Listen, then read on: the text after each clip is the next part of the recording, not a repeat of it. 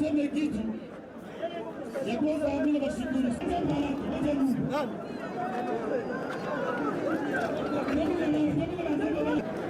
tunasema pole kabisa. Haya maandiko ni jambo na wazalendo wa